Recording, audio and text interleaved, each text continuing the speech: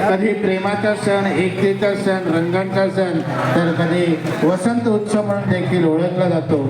होळी म्हणजे वसंत ऋतूचे आगमन आणि हिवाळ्यातील शेवट असल्याचे देखील मानले जाते. वाईटावर चांगल्याचा विजय प्रतीक म्हणून होळी साजरी करतात. हे आमचे दिवशी महाराज आहे, साजरी केली जाते.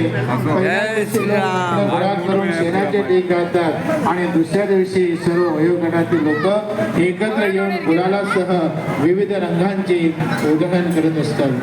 आजच्या या होलिका दहनाच्या कार्यक्रमासाठी उपस्थित असलेले सर्व प्रमुख अतिथी, प्रमुख मान्यवर, विभाग प्रमुख, उपविभाग प्रमुख, शाखा प्रमुख, उपशाखा प्रमुख, गट प्रमुख, कार्यालय प्रमुख, युवा सेना पदाधिकारी, महिला संघटक, तुम्हा सर्वांचे सन्माननीय रामजी रिपाळे साहेब आणि सन्माननीय प्रकाशजी शिंदे साहेब यांच्या वतीने हृदयपूर्वक असं स्वागत, हृदयपूर्वक असा आभार. वो भी लिए थे ना, वो है वो भाई का फोटो नहीं है। ये क्या है, बंदूक है ना अपने पास, फायरिंग करेंगे। ये क्या लोडिंग करना है।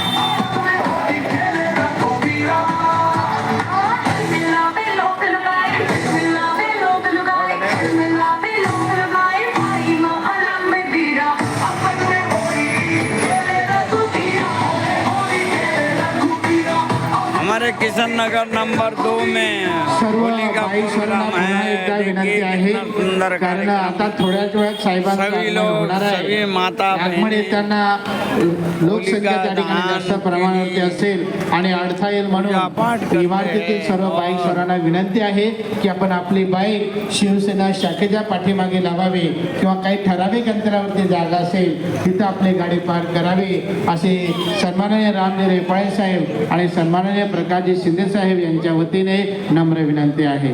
बाईक स्वरांना पुन्हा एकदा विनंती आहे की आपण आपली बाईक शिवसेना शाखेच्या पाठीमागे पार्क करावी, कारण आता साहेबांचं आगमन थोड्याच वेळात येणार आहे आणि साहेबांचा ताफा येईल त्यावेळेस प्रचंड प्रमाणावरती गर्दी असेल आणि अडथळा येईल, म्हणून सर्व बाईक स्वरांना पुन्हा विनंती आहे की आपण आपली बाईक शिवसेना शाखेच्या पाठीमागे पार्क करावी, अन्यथा जिथं जागा आहे थोड्या वेळासाठी तिथं आपण आपली गाडी पार्क करावी, ही कळकळीची विनंती आहे.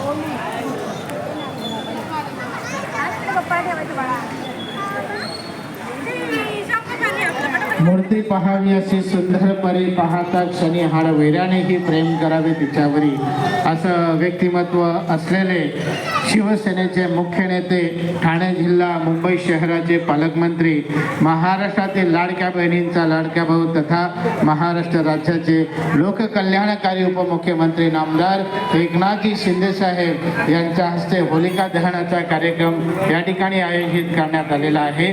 तरी परिसरातील सर्व माय माऊली, माता, बंधू भगिनी आपण बहुसंख्येने उपस्थित राहून या कार्यक्रमाची शोभा वाढवावी, अशी सन्माननीय रामजी रेपाळे साहेब आणि सन्माननीय प्रकाशजी शिंदे साहेब यांच्या वतीने नम्र विनंती.